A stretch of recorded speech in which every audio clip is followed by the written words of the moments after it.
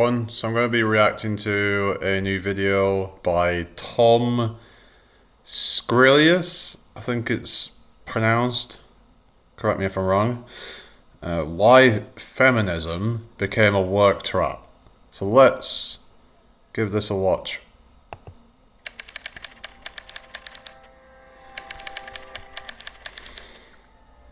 In 1920, women in America were legally allowed to vote, and feminists everywhere were celebrating this monumental victory, believing it was a step toward true freedom. Then in 1970, the Equal Employment Opportunity Act allowed women to work in fields they were once excluded from. Another triumph for feminism. Another mark of progress. But what if that wasn't the full story? What if feminism wasn't just a victory for women, but also a powerful tool used by corporations to double the workforce, pushing us all deeper into the machinery of wage slavery? So I've been sort of struggling with whether or not I should make this video. It's a tough topic, and I know it's not easy. No one really wants to talk about this, but I feel that it is my duty as a wage slavery critic to tell the truth. Now, I want to be clear about something. I fully support feminism and equal opportunities for both men and women, but what if the progress we've been told wasn't the whole truth? What if it's been manipulated in ways we didn't really expect? So, if you're open to it, let's walk through this together and explore what this really means. For most of human history, survival was a team effort. Men and women worked side by side, not because some grand ideology, but because life demanded it. As historian Yuval Noah Harari notes in *Sapiens*, the division of labor between sexes was not a conspiracy but a practical response to biological and environmental constraints. Men, often stronger, hunted or farmed, and women, tied to childbirth, nurtured families. It wasn't perfect, but it was functional. A delicate balance. Well, they probably want to believe that they are just as physically strong as men now, like they're, like, if, it's just some delusion that they've bought into with feminism. They can do anything a man can do and all this crap, but, biology says otherwise. And there's things that men are going to not be able to do that women can do. Well, they both might be able to do the things, but not as well. So it's just, we all have our strengths and weaknesses, but we should be trying to play to our strengths, because then society will function better. So let's carry on. Born out of necessity. Then came the Industrial Revolution, and this was a seismic shift. Machines replaced muscles, and suddenly survival didn't depend on physical strength. Women could work in factories, offices, and beyond. And this was a triumph, right? The doors of opportunity swung open. But here's where I sort of pause. So I keep thinking of something that philosopher Hannah Arendt once wrote. The trouble with progress is that it always seems to demand more than it gives. As women entered the workforce, society didn't just offer them a choice, it piled on expectations. By the mid-20th century, women weren't just allowed to work, they were expected to work and raise families. The idea of having it all sounded empowering, but for many, it felt like a double shift with no end. And this is where... Yeah, because, they're going to work and then having to try and raise a family. Like, how is that even possible? So then you're starting to now see some men taking on the role of the mother. It's just gotten kind of weird. You've got, stay-at-home dads. I don't know. I mean, if that's genuinely what you want to do, then fine. But I don't see it as an organic shift. I actually think that the men and women are being attacked. This might sound conspiratorial, but I do think there is something nefarious going on. I think that they're just trying to destroy both men and women. Like they're turning men weak, and then they're turning women into just toxic. Um, I mean, you know what I mean. Like they're becoming very just with these high standards, but yet they're being degenerates. Basically, a lot of them, and they think that they can get the best guy, and they're just delusional. So they're all being attacked in their own way that by feminism or just society. But like I said, I think there's something bigger going on. Anyway, let's continue. Where I sort of think of my mom rushing her job to pick me up from school, her eyes tired, but her smile steady. She never said it was too much, but I could sort of feel it, you know? She was a single mom, working long hours, carrying a weight that I couldn't fully understand at the time. But as I got older, I realized that her struggle, it wasn't unique. It was shared by so many others. And I also know that while she tried her best, there were times when the pressure broke her. There were moments where she yelled at me constantly, and when anger boiled over, she would beat me. My point is this: I understand that it was the stress and the pressure of juggling work and taking care of a family.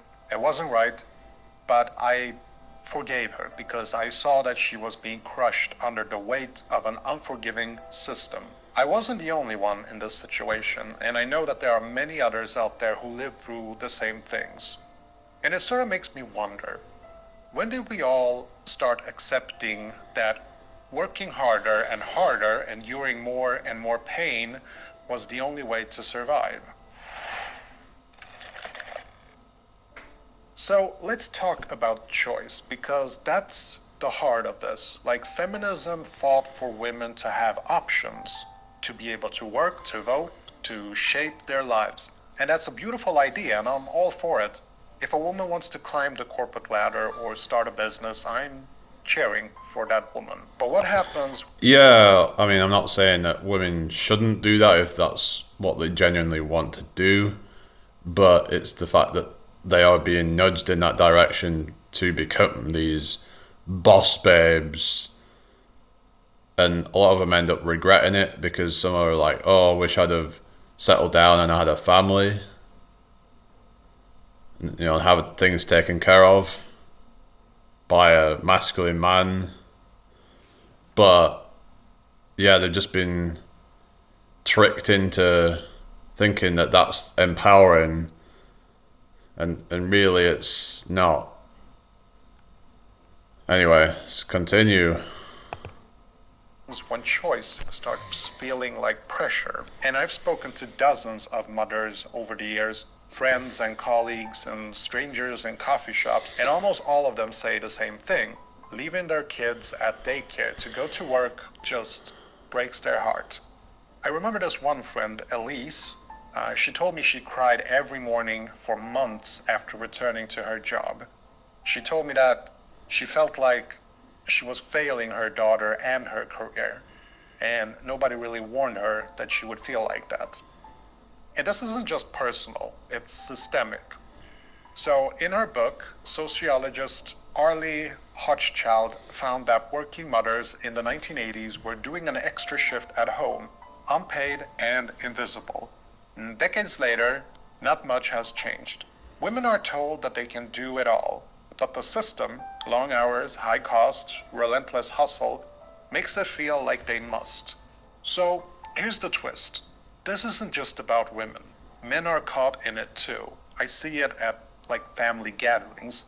Like this one last summer when my cousin brought her newborn, and I remember that all the women just swarmed around the baby, cradling the baby and doing oh noises. And the men, we sort of stood back, smiling, maybe a little awkward. It's not that men don't care. I love kids, but there's a difference in how we connect. Biology, culture, whatever it is, it shapes us. And yet society pushed this one size fits all idea that everyone must work the same way, parents the same way, live the same way. And I catch myself wondering, when did we decide that staying at home to raise a family was somehow less valuable than a paycheck? And who benefits when we all feel like we're failing?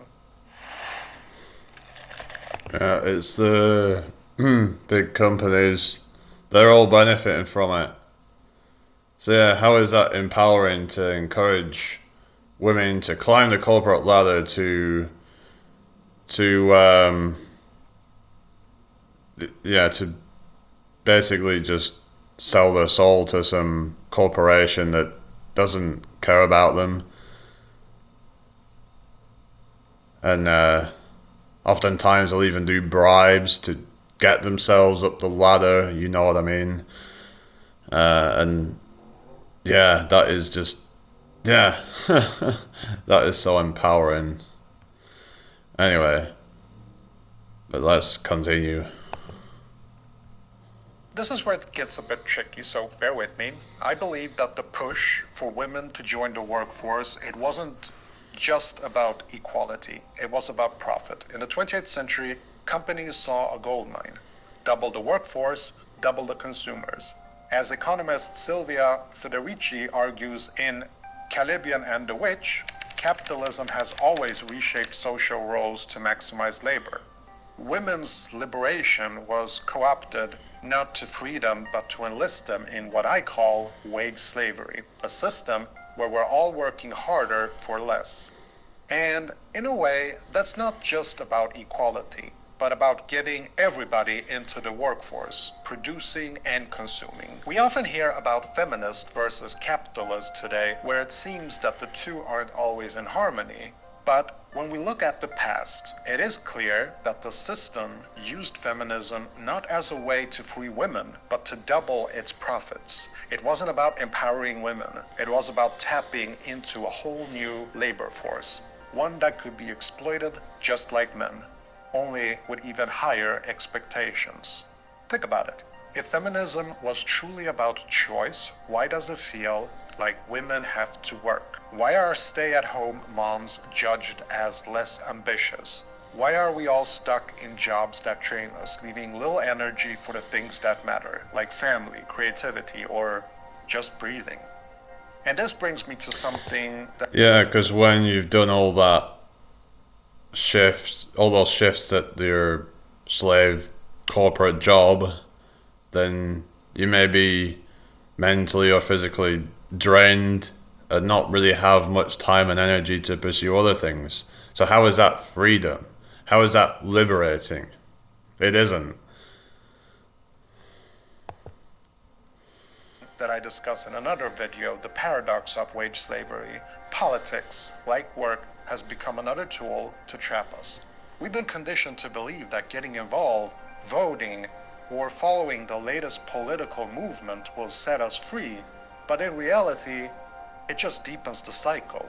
The system doesn't care who's in power. I've actually never ever voted, and I never will vote. I don't believe that any of these parties are worth voting for. If a political party was ever going to be worth voting for, they would get co-opted, infiltrated. They would be, yeah, they would never be able to get that level of power. The corporate powers are too strong to let any genuine party make it.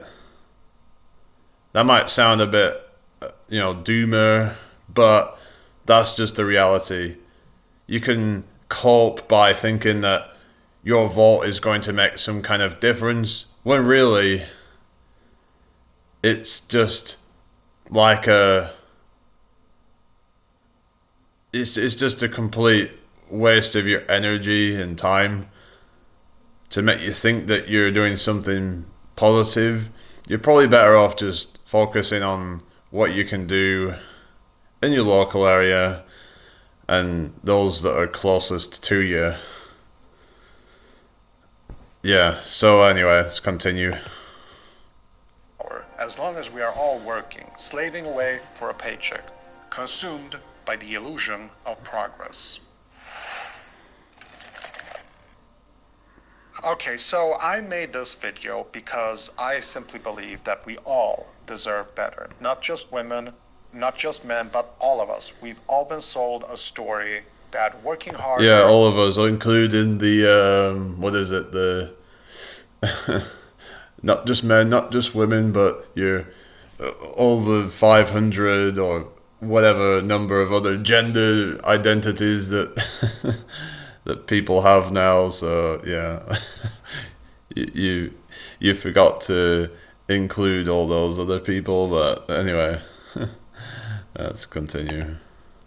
Earning more and doing it all is the path to freedom.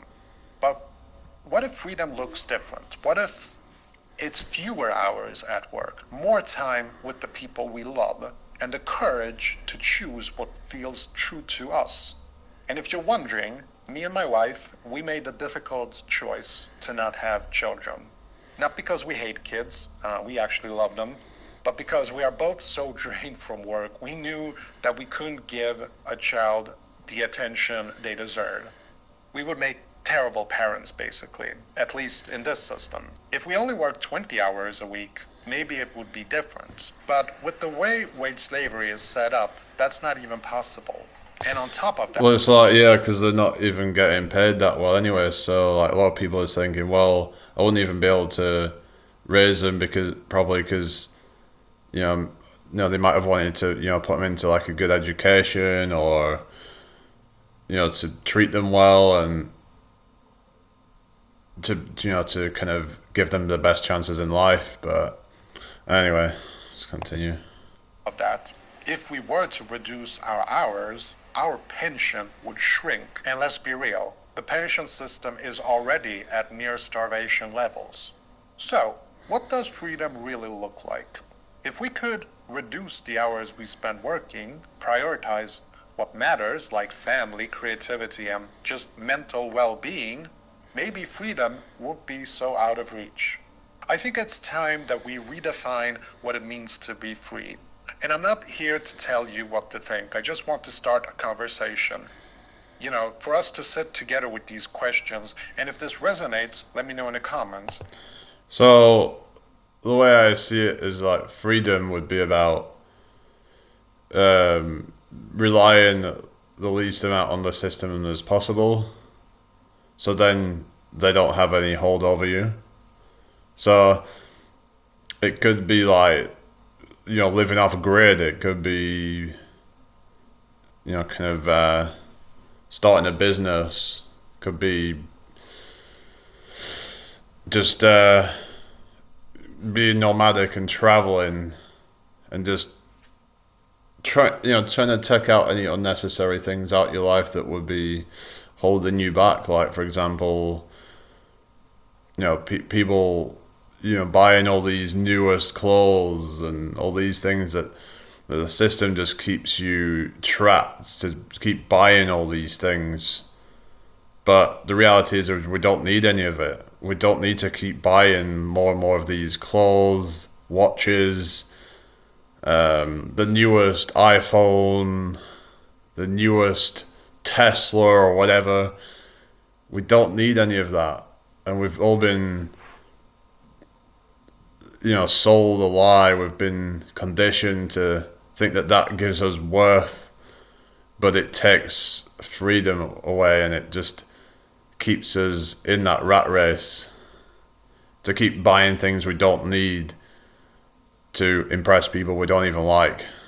So, yeah. Anyway, let's play the last bit of it. What's the one thing you would change about how we work or live? Let's start a conversation about what true freedom looks like.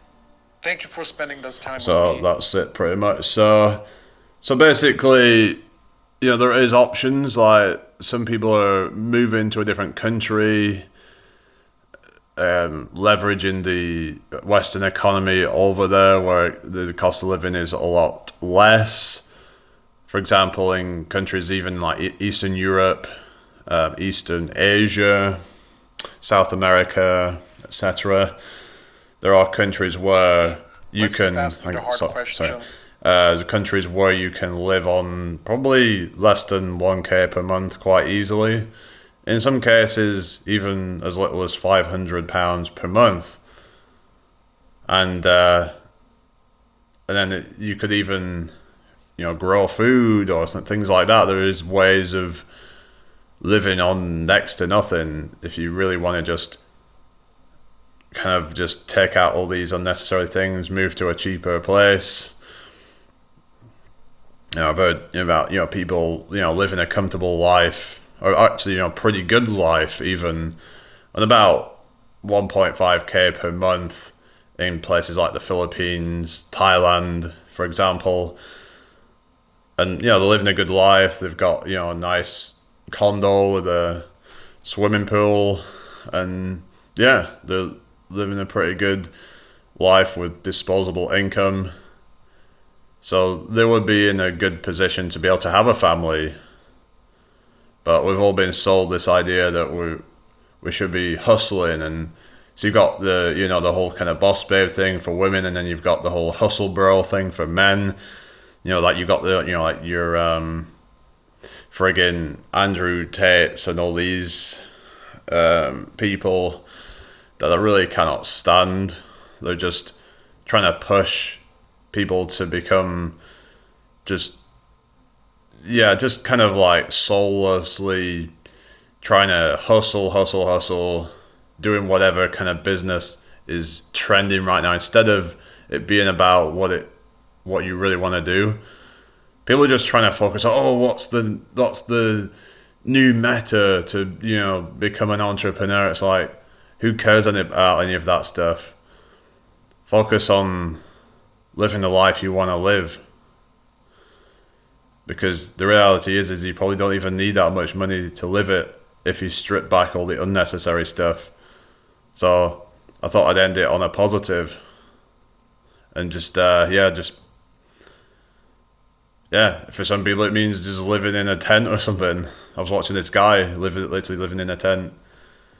He barely needs any money to survive. He just makes a bit of money on YouTube, and he just makes it work. So, just have a good day, everybody. I'll see you all on my live about 7 p.m. Alright. So, subscribe if you haven't already. I post shorts every day, so I should be posting videos regularly as well. I live stream regularly, so take care, everybody. Peace out. Bye.